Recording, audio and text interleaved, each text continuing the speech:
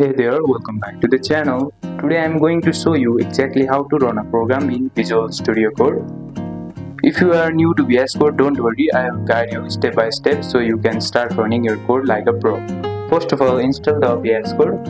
You can use Google Chrome or any browser and download the VS Code. Simply search your VS Code and you can download it from here. Download for Windows.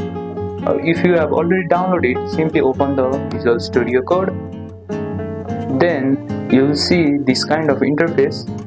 After the VS Code open, then open your project or file.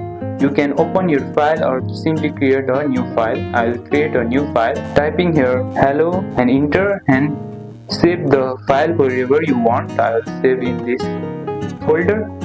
Create a file. After you have created a file, step 3 is to install the language extension.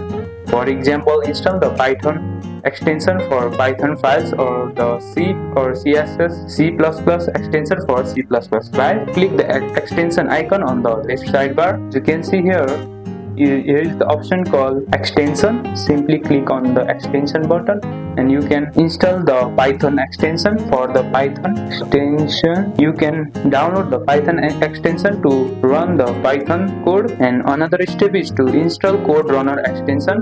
Search for Code Runner. Here search for Code Runner.